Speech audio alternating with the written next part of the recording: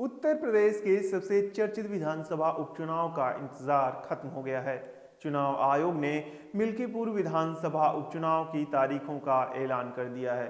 दिल्ली विधानसभा चुनाव के साथ ही मिल्कीपुर में भी उपचुनाव कराया जाएगा। चुनाव आयोग ने 5 फरवरी को मतदान और 8 फरवरी को नतीजे घोषित करने का ऐलान किया है।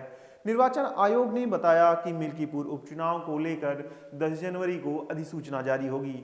वहीं 17 जनवरी तक उम्मीदवार नामांकन भर सकते हैं और 20 जनवरी तक नामांकन वापस ले सकते हैं। नमस्कार, मैं हूं मोहित त्रिपाठी और आप देख रहे हैं यूपी सिटी लाइव। आखिर मिल्कीपुर विधानसभा इतनी हाई प्रोफाइल कैसे हो गई? राम मंदिर से इसका क्या कनेक्शन है?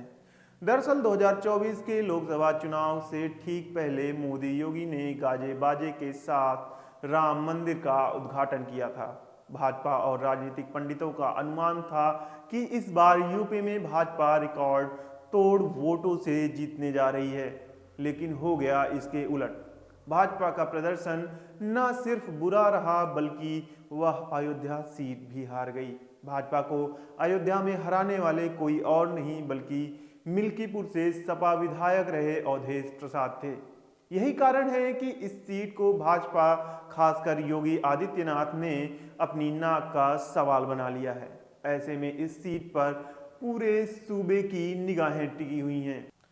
मिल्कीपुर का गढ़ जीतने के लिए एक तरफ मुख्यमंत्री योगी आदित्यनाथ ने खुद कमान संभाल रखी है, वहीं दूसरी तरफ सपा ने भी अपने पेच कसने शुरू कर दिए हैं। भाजपा और योगी आदित्यनाथ की पूरी कोशिश है कि अयोध्या सीट पर मिली हार का बदला इस बार मिल्कीपुर सीट को जीत कर लिया जा सके। उधर सपा ने भी उपचुनाव के लिए तैयारियां तेज कर दी हैं। इस उपचुनाव में बीजेपी जहां बटेंगे तो कटेंगे जैसे नारों के जरिए हिंदू मतदाताओं को एकजुट करने की कोशिश कर सकती है, वहीं सपा अपने पीडीए यानी पिछड़े, दलित और अल्पसंख्यक के नारे पर भरोसा कर सकती है। अब बात करते हैं उम्मीदवारों की। समाजवादी पार्टी ने अवधेश प्रसाद के बेटे अजीत प्रसाद को मैदान में उतारा है। सपा का ये दांव परिवारवाद की परंपरा को जारी रखने जैसा है। वहीं बीजेपी ने अभी तक अपने उम्मीदवार की घोषणा नहीं की है, लेकिन सूत्रों की माने तो पार्टी किसी मजबूत चेहरे को मैदान में उतारने की तैयारी कर रही है। जातीय समीकरण की बात करें तो मिल्कीपुर सीट के जातीय समीकरण ने इस चुनाव को और भी दिलचस्प बना दिया है।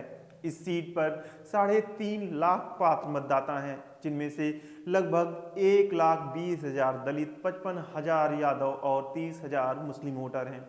इसके अलावा 60,000 ब्राह्मण, 25,000 ठाकुर और 50,000 अन्य पिछड़े वर्ग जैसे कोरी, चौरसिया, पाल, मौर्य समाज के वोटर भी निर्णायक भूमिका निभा सकते हैं।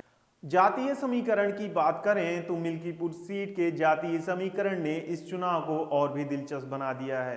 इस सीट पर 3.5 लाख पात्र मतदाता हैं, जिनमें से लगभग 1,20,000 दलित, 55,000 यादव और 30,000 मुस्लिम वोटर हैं। इसके अलावा 60,000 ब्राह्मण, 25,000 ठाकुर, 50,000 अन्य पिछड़े वर्ग जैसे कोरी, चौरसिया, पाल, मौर्य समाज के वोटर भी निर्णायक भूमिका निभा सकते हैं।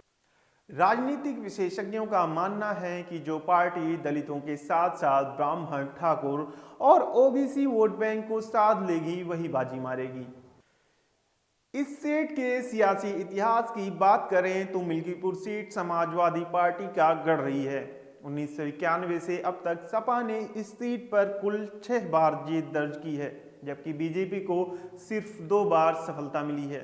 चूंकि लोकसभा चुनाव में मिली करारी हार के बाद योगी आदित्यनाथ ने इसकी कमान खुद संभाल ली है।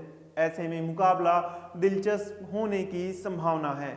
अब सवाल यह है कि क्या सपा अपना गढ़ बचा पाएगी या बीजेपी इतिहास बदलने में कामयाब रहेगी।